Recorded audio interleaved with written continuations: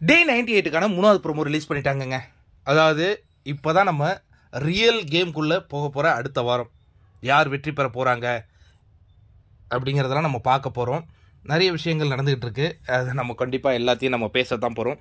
இப்போ சேதன் என்ன கேட்குறான்னா, இந்த போகியில் உங்ககிட்ட இருக்கிற ஒரு விஷயத்தை எரிக்கணும்னா என்ன சொல்வீங்க? நான் முன்கோபத்தை எரிச்சணும்னு நினைக்கிறேன் சார், அது எனக்கு வேண்டாம் அப்படிங்கிறாரு.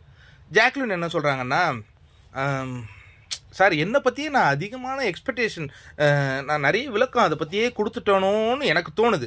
அப்படி அது கொடுத்ததாக எனக்கு தோணுனா அதை நான் எரிச்சிடலாம் அப்படிங்கிற மாதிரி அவங்க ஃபீல் பண்ணுறாங்க.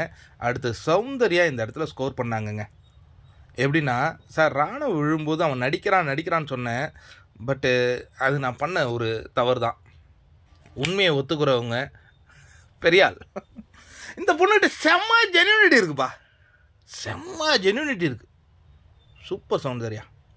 அடுத்து ரயான் சொல்கிறார், சார் இந்த கூச்சப்படுற ஒரு விஷயம் இருக்குது சார், அதை கொஞ்சம் கொளுத்தி விட்டுடலான்னு நான் நினைக்கிறேன் அப்படிங்கிற மாதிரி சொல்கிறாரு. அதற்கு அடுத்தது முத்துக்குமரன் எழுந்து என்ன சொல்கிறாருன்னா, நான் கேப்டன்சி டாஸ்கில் இருக்கும்போது கொஞ்சம் கோவப்பட்டேன் சார், அதை கொஞ்சம் நான் எரிச்சிடலாம் அப்படிங்கும்போது இங்கே தான் சேதண்ணனின் சம்பவம்.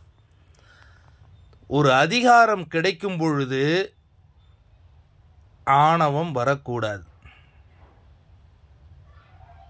அதை தானே எரிக்கணும் அப்படின்னு அவர் கேட்டது சூப்பராக இருந்தது.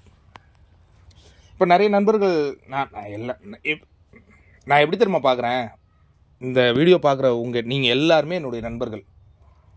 இதில் சில பேருக்கு கமெண்ட் பண்ணுறாங்க, நான் ஏதோ காசு வாங்கிட்டேன், அதுக்கப்புறம் இவ்வளோ சீசன் நீ நேர்மையாக ரிவ்யூ பண்ண, இந்த முறை வந்து தப்பாக இருக்குது. அதுக்கப்புறம் என்ன சொல்கிறாங்க, you are fake person, you are fraud, அந்த மாதிரிலாம் நிறைய கமெண்ட்ஸ் நான் பார்க்குறேன். நான் இப்பவும் சொல்கிறேன், நீங்கள் சொன்ன எதுவுமே நான் கிடையாது. நான் இந்த பிக் பாஸின் மிகப்பெரிய ரசிகனுங்க. 8 சீசன் பார்த்துன்னு 7 சீசன் ரிவ்யூ பண்ணிகிட்ருக்கோன்னா என்ன சும்மாவா? அது உணர்வுபூர்வமாக சில விஷயங்கள் நம்ம செய்வோம்ல, இது ஆத்மார்த்தமாக உணர்வுபூர்வமாக பண்ணிகிட்ருக்கிறவனா. அதனால் ஒரு கண்டஸ்டன்ஸை வந்து இறக்கி பேசி அவரை வந்து ஒழிச்சிடணும் அந்த மாதிரி அஜெண்டா எனக்கு இருக்கான்னா எனக்கு கண்டிப்பாக கிடையவே கிடையாது. ஆனால் இங்கே எல்லாருமே சரிசமம்.